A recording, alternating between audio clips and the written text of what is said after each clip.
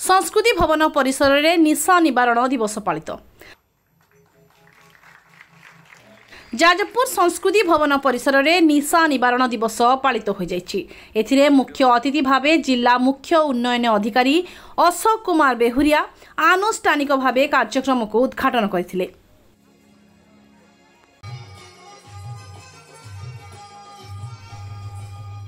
जिला सामाजिक सुरक्षा अधिकारी रविन्द्रनाथ बेहरा अध्यक्षतार यह कार्यक्रम अनुष्ठित होइथिला।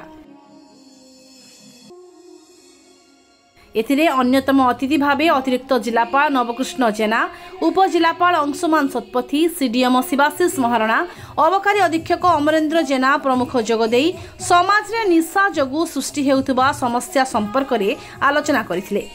एही अवसर में प्रत्येक छात्र और छात्री और युव समाज को अनेक शिक्षणीय वार्ता प्रदान करथिले।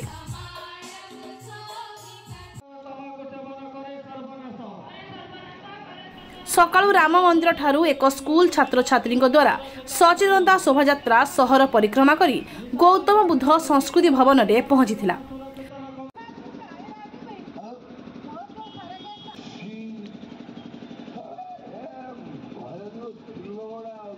अंतर्जातीय निशा निवारण दिवस जिला प्रशासन जाजपुर को आनुकूल्य पालन हो जाइए।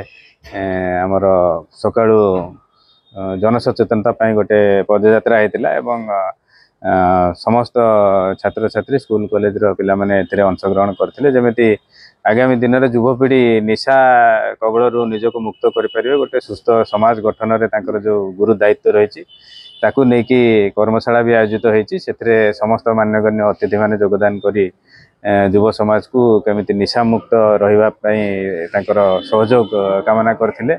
जमिति आगामी दिन में निशा मुक्त रहिबो युव समाज एवं सुस्थ समाज गठन में प्रत्येक व्यक्तिर भूमिका जमती रहिबो एवं आगामी दिन में आम आम अंचल को निशा मुक्त करने जो शपथ ग्रहण करिछु आज ताकू जमिति सफल करबा सेतिपय समस्तଙ୍କର सहयोग कामना करूँ। पूर्वर आयोजित विभिन्न प्रतियोगितार कृति प्रतियोगी माननकु एथिरे पुरस्कृत करा जायतिला। शेषरे अन्वेषण थिएटर ग्रुप पक्षरु सामाजिक संस्कार मूलक सचेतनता नाटक परिवेशित होइतिला। आंतर्जातिक निशा निवारण दिवस उपलक्षे आम जाजपुर जिले में आम गोटे सचेतनता कार्यक्रम आरंभ करूँ। आमर पिला मानक विशेषकर सचेतन करा जाउछ। गोटे रैली बाहरी थिला सकाळे ता सहित विभिन्न वर्गर लोकन को शामिल करी किपरि निशार कुप्रभाव रे आम समाज कबलित न होबो ता उपरे जनसचेतनता आवश्यक रही। आपण मानकर समस्त सहयोग मध्य रही। आपण जरिया रे मु समस्त निवेदन करी जे निशामुक्त समाज गठन करबा आमर एक लक्ष्य रहा उचित। यही दिगरे समस्ते आम काम करबा प्रयास करबा निहाती भाव आवश्यक अछि। यार रैली करा जायतिला। एबे आमर गोटे साधारण सभार आयोजन मध्य करा जायछि। आमर स्कूल कॉलेज स्तर रे सब प्रतियोगिता करा जायछि। ई सब गोटे माध्यम किंतु समाज रे निशार जो कुपरिणाम अछि ताकू समस्त निकट रे पहुंचेबा आमर लक्ष्य रहा उचित। जाजपुरु आनंद चंद्र साहू का रिपोर्ट ए ओडिशा।